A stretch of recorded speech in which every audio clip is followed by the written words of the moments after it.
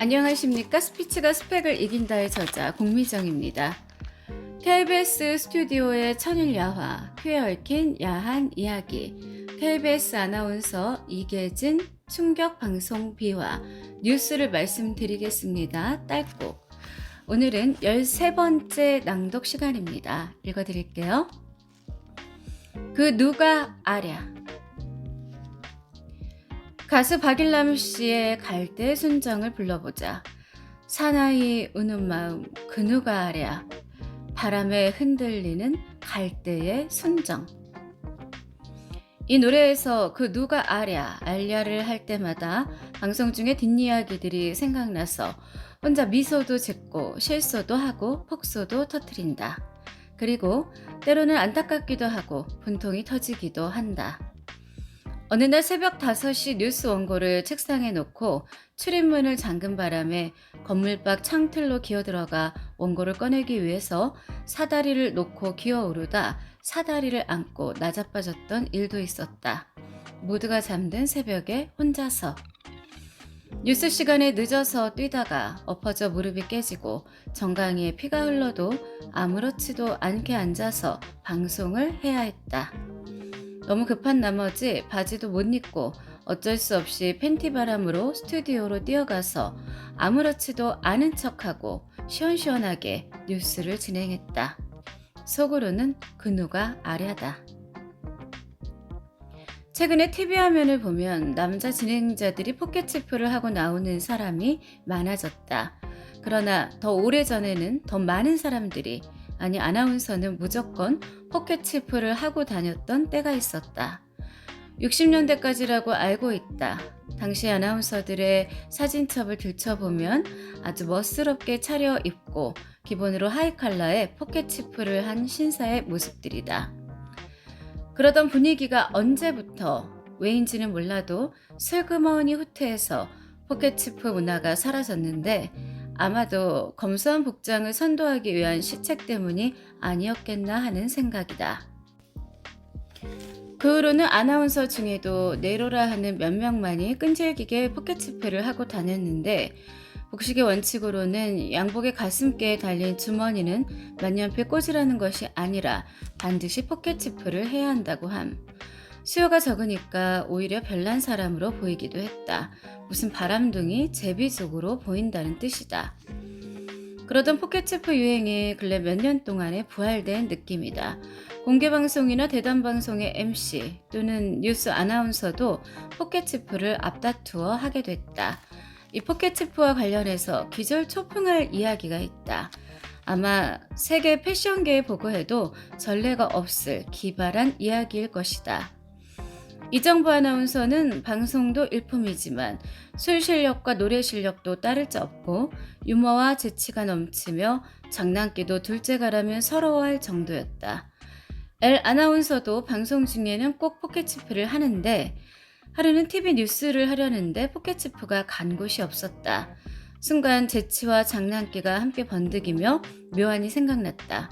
구두를 벗어보니 신고 있는 양말이 마침 갈색이었는데 양복과 넥타이와의 어울림에 갈색 포켓치프가 제격인지라 얼른 양말을 벗어서 동그스름한 양말 뒤꿈치를 내놓는 즉석 포켓치프를 만들어 꽂고는 의연하게 뉴스를 말씀드렸다. 약간의 냄새가 왼쪽 콧구멍을 괴롭혔다지만 TV 화면에는 냄새가 안 나가니 그 누가 아랴. 아마도 이것은 양말 치프의 효시로 기록될 수 있을 것이다. 패션과는 관계가 없지만 그 포켓치프를 처음으로 하고 방송을 하던 날의 무례를 고백할 일이 있다. 물론 필자의 이야기다. 11시에 만납시다를 시작한 후에 프로그램의 시청률이 제법 올라가서 좀 바빠지기 시작한 무렵이었다. 1984년 5월로 기억한다. 해마다 열리는 미스코리아 선발대회 본선대회를 앞두고 11시에 만납시다에서 전야제를 했다.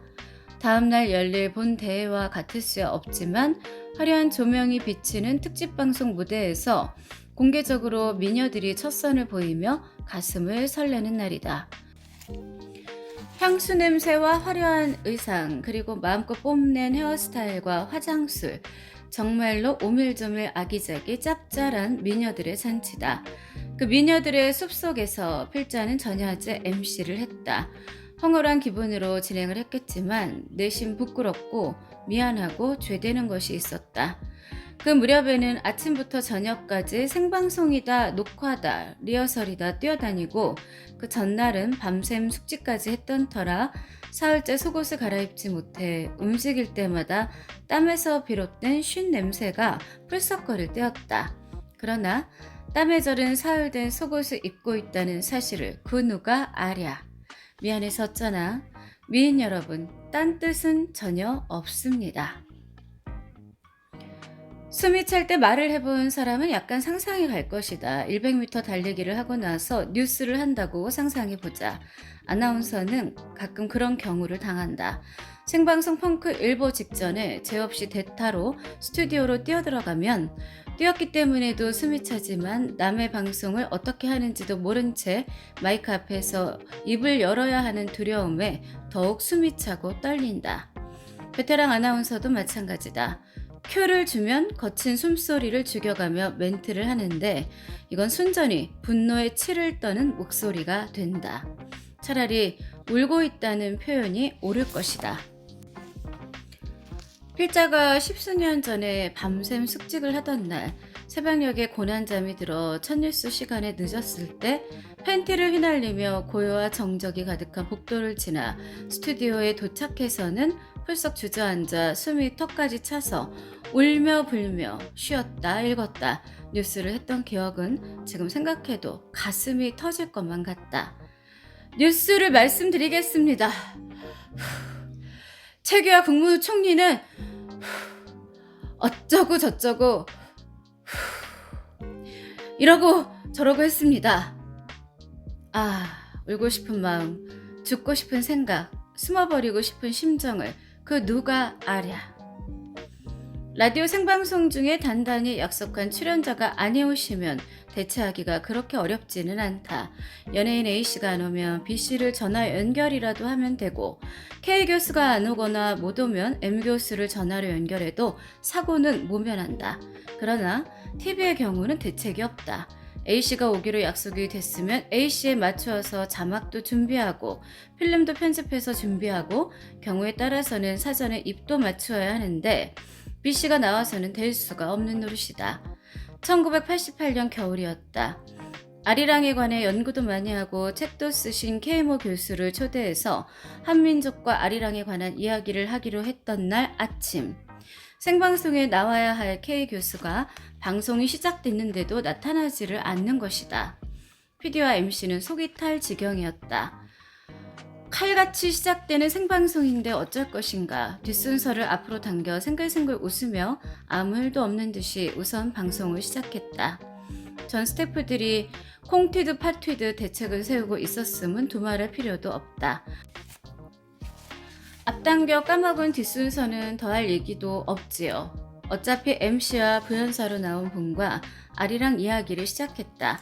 아리랑 이야기를 하기로 말한다면 1시간쯤 못 끌 사람이 그렇게 많지는 않겠지만 시청자를 우롱하는 처사가 너무나 분명하다. 5분이 지나 10분이 다 돼갈 무렵 스튜디오 입구에 웬 와이셔츠 바람의 아저씨가 노랗게 뜬 얼굴로 슬금슬금 입장하는데 K 교수였다. 한편 반갑기도 하고 한편 부하가 나기도 하고 그래도 어쩌랴 사정 얘기를 늘어놓으며 K 교수를 시청자에게 소개했다. 그러나 당황한 얼굴과 뿌스스한 차림으로 좋은 분위기에 알찬 내용이 방송될 리 만무였다. 그날 방송은 죽을 쑤어도 정말 강아지 죽을 쑤었다. 머리는 빗질도 못해서 쥐집을 지었고 넥타이도 못 맸다. 얼굴은 너무 놀라서 혼이 빠진 듯 했다. 지금 생각해도 웃음이 난다. K 교수의 차림은 가히 허겁지겁형이었는데 그 한겨울에 맨발에다 헐렁한 랜드로버 구두를 신고 계셨다. 으이구 속 타고 애타고 그 사정을 그 누가 아시겠는가. 마찬가지다. 아나운서가 현장 도착이 늦어서 해설자나 취재차 나가 있던 기자가 중계방송 마이크를 잡고 되는 대로 죽을 쓴 적도 덜어 있었다. 그럴 때 기자나 해설자는 아나운서가 아직 안 와서 대신 중계방송을 하겠다는 말도 못하고 마치 옆에 아나운서가 있는데 해설 삼아 길게 이야기를 하는 척 눈물겨운 봉사를 해준다. 아이고 고마워라. 요즘처럼 자동차가 많고 길이 수시로 막히는 상황에서는 언제든지 일어날 수 있는 해프닝이다.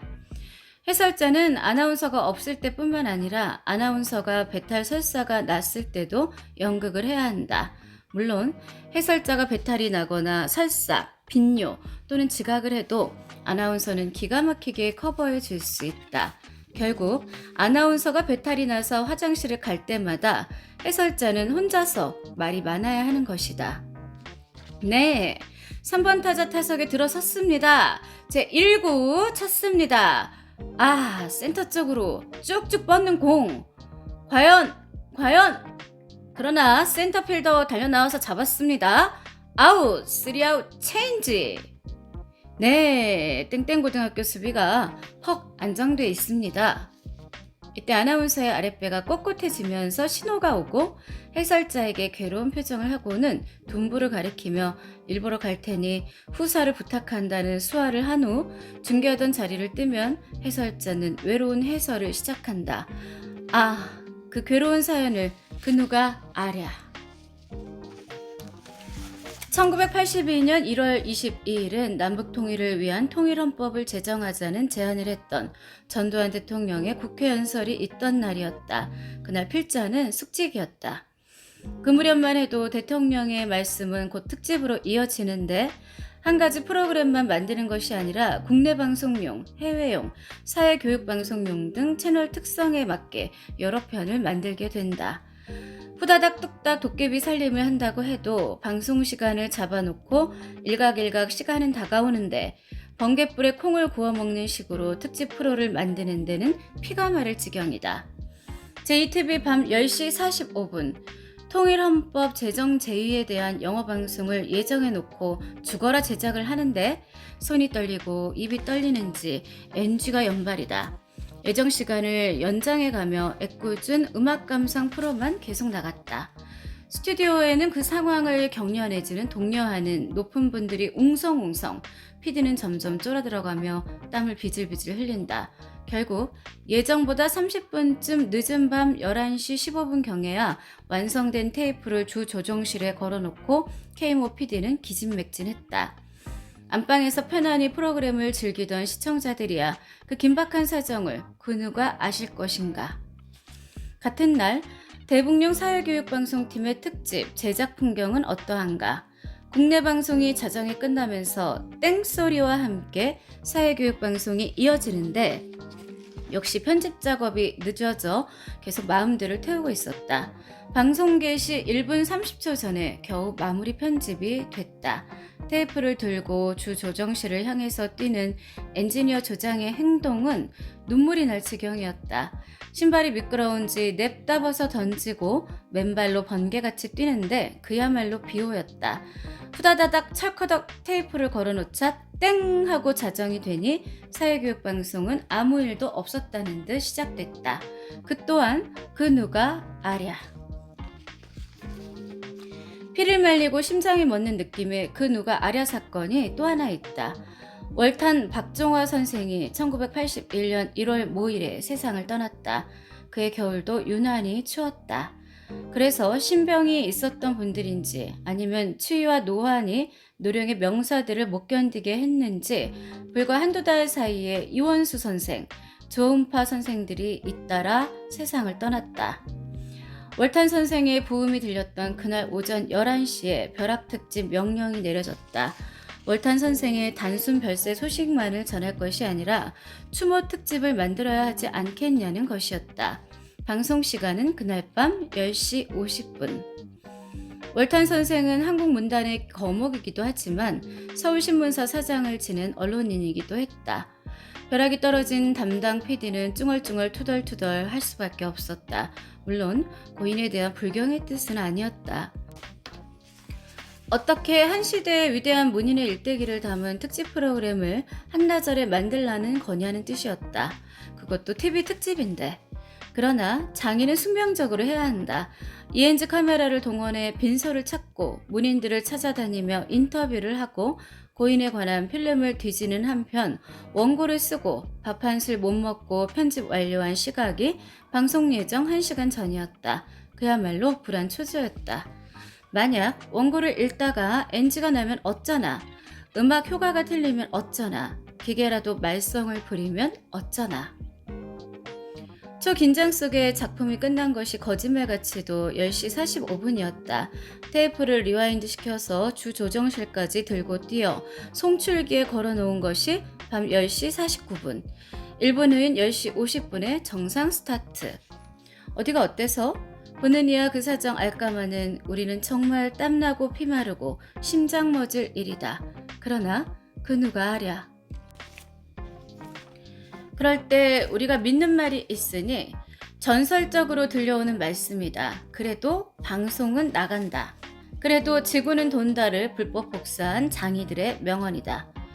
그 무렵 어떤 사람이 좋은 아이디어를 냈는데 이러지 말고 고령의 저명 인사들, 솔직하게 표현하면 얼마 못 사실 사회 어른들을 대상으로 모습도 담아놓고 육성도 따놓았다가 여차하면 쓰자고 해서 꽤 준비해 놓았는데 아직도 꼬장꼬장 대부분 생존해 계신다.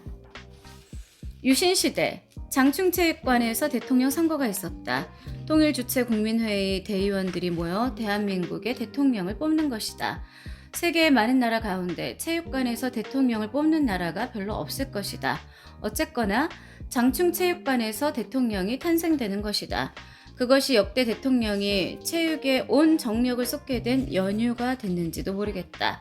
찾아보면 알겠지만 정확한 연대는 기억이 없다. 그까지 연대는 별로 중요한 이야기가 아니다. 체육관에서 대통령을 뽑던 날 필자는 실황 중계를 했다. 그러나 방송을 했으니까 했다고는 했지만 하마터면 체육관 밖에서 문전박대로 쫓겨날 뻔했다. 사연인즉 투표장에 달고 갈 비표를 중계 담당 PD가 한꺼번에 가지고 갔고 필자는 딴 방송을 마치고 현장으로 뒤쫓아가게 된 것이 화근이었다. 체육관 앞에 삼엄한 경계, 짐작이 갈 것이다. 어딜 가십니까? 투표장에 들어갑니다. 비표가 없으면 안 됩니다. 아항, 가볍게 생각하고 나 KBS의 아무개 아나운서인데 대통령 선거 실황 중계 때문에 왔습니다. 그래도 안 됩니다. 이거면 증명이 되겠습니까? 신분증을 보였다. 그래도 안 됩니다. 방송이 안 되면 큰일인데요. 그건 우리 사정이 아닙니다. 경호원들은 눈도 깜짝 안 했다. 방송이 넘어올 시간은 일각일각 다 돼가고 오줌까지 나올 지경이었다. 저 그런 말이죠. 체육관 안에 먼저 들어간 우리 PD 좀 불러주시겠습니까? 우리 자리 뜨면 안 됩니다. 그런 심부름 못합니다. 그야말로 미치고 환장할 노릇이었다. 문세강 사건 이후에 흔히 있었던 일이다. 결국 방송 시작 수분 전에야 안에 있던 PD가 아나운서가 안 오다니 웬일인가 해서 목을 빼고 나왔다가 이산 직전 상봉에 성공할 수 있었다. 으휴. 만약에 대통령 선거 실황 중계를 못했다면 필자는 끝없는 유랑의 길을 걸어야 했을지도 모른다. 그날 그 순간의 애타는 심정을 그 누가 아랴. 1982년 12월 4일에 끝난 제9회 아시안게임에서 우리나라는 3위를 차지했다. 자랑스러운 우리 선수단이 개선하던 날 KBS와 MBC는 합동으로 선수단의 카퍼레이드 실황을 중계방송했다. 공덕동까지 MBC가, 서소문 중앙청 동대문까지를 KBS가 담당했다. 중앙청 구역을 배당받은 이세진 아나운서의 애타는 사연이 있었던 날이다. 중계차와 합류하기로 했던 세종문화회관 지점까지 도착하는데 기진맥진할 정도로 차량과 인파가 대단했다. 거리질서 요원과 경찰의 제지를 받으며 현장에 도착했을 때는 이미 중계차와의 합류 약속 시간이 지났었다. 중계차는 그동안의 중계 코스를 재답사하는 중이었다. 중계 시간은 일각일각 다가왔다. 중계자료 가방을 들고 귀에는 모니터를 꽂고 MBC 아나운서의 중계를 들으며 자, 그러면 세종로에 나가 있는 KBS의 이세진 아나운서 나오세요 하면 받아야 되는데 큰일이 났다. 그때 중앙 분리대 건너편에 나타난 중계차. 아, 저쪽이다. 급한 김에 길을 건너 뛰어가 보면 야속하게도 중계차는 빙 돌아서 이쪽으로 오고 다시 이쪽으로 차를 향해 뛰어오면 다시 중계차는 반대 방향으로 돌았다. 중계방송 시간은 다가오고 안 되겠다 하는 판단으로 길 한복판으로 중계차를 향해 뛰는데 경찰들이 광인이나 범행 예정자쯤으로 봤는지 가방 들고 귀에 리시버 꽂고 영락없다. 호루라기를 불며 추격전을 폈지만 이세진 아나운서의 주력을 대한민국 경찰은 따를 수 없었다. 타다다닥 뛰어서 달리는 중계차를 잡아 차 지붕으로 비호같이 올랐다. 그런데 차에 오르자마자 마이크를 잡으니 거의 몇 초의 여유도 없이 광화문에 나가 있는 이세진 아나운서 나오세요 였다. 아슬아슬 조마조마 그 누가 아랴. 이번에는 또 다른 의미의 그 누가 아랴 시리즈다. PD 수레의 사건이 방송장악 음모의 서곡이다 아니다 하는 경론이 계속될 때의 일이다. PD와 검사의 관계가 묘할 때인데 어느 날 아침에 방송된 간추린 뉴스는 오비일학격이겠지만 의미가 심장했다. 여자 아나운서. 사법연수원 졸업생들 가운데 우수한 성적을 받은 사람이 검사 지망을 꺼려서 법무부와 검찰이 대책 마련에 고심 중이라지요? 남자 아나운서. 네, 올해 사법연수원 졸업생들 가운데 우수한 성적을 받은 사람들인 10등까지는 대거 법관 또는 변호사를 지망한 반면 검사 지망생 중 최고 성적을 받은 사람은 11등에 불과하답니다. 해놓고는 좀 심했다 싶었는지 그런데 이러한 현상은 주로 5공화국 때 검찰의 이미지가 손상된 때문이라는 측도 있고 보수가 낮고 지방 정근이 잦은 데도 원인은 있다고 합니다. 사실에 입각한 보도였지만 우연치고는 뼈가 보였는데 글쎄 그 누가 안담? 1981년 6월 14일로 기록돼 있다. 청룡기 고등부 야구 경기. 서울의 설린상고와 인천의 동산고등학교가 맞붙었다. 결승 경기로 기억된다. 그런데 더위에 지친 아나운서를 짜증나게 하려는지 경기는 승부가 나지 않고 9회 말까지 3대3 동점이었다. 그래서 승부를 가리기 위한 연장 10회로 들어섰다. 연장전에서 아나운서의 억양이 조금 이상해졌다. 네, 이제 양 팀은 연장전으로 들어갑니다. 오늘의 연장전은 과연 어느 팀이 이길 것인가? 자, 이제 타석으로 들어선 설린의 0번 타자 박망희를 높이 세웠습니다. 연장전입니다. 연장전. 중계 아나운서는 연장이라는 말에 힘을 주어 말했다. 연장은 어른들 고추의 은어다. 잔이윤 쇼가 있기 훨씬 전의 이야기다. 그러나 연장전을 외친 그 아나운서의 속마음이 어땠는지 그 누가 아랴. 그냥 호사가들의 입방아일 수도 있는 것을. 방송 프로그램이 완성된 제품으로 시청취자 앞에 나올 때까지 그 뒷마당에서는 상상을 초월하는 별의별 일들이 일어나고 있으나 시청취자들은 마치 서부전선 이상 모라는 전황일지의 무책임한 마지막 말처럼 잘 모른다. 1982년 8월 12일 아나운서 현업 일지에는 다음과 같은 내용이 숨겨진 채 평온하기만 했다. 그날 밤 청소년 축구 남북 대결이 있었다. 당시의 규칙대로 묵시적인 규칙임. 게임에 이기면 TV 스포 뉴스를 내기로 하고 지면 없었던 일로 하기로 했다. 1TV, 2TV 주 조정실에 아나운서가 죽치고 계속 대기했다. 결과는 5대30으로 패한 채 11시 45분에 게임이 끝났다. 졌으니까 뉴스는 없는 것이다. 그날 밤에 아나운서 일지 비고란에는 순조 진행 끝이라고 적혔다.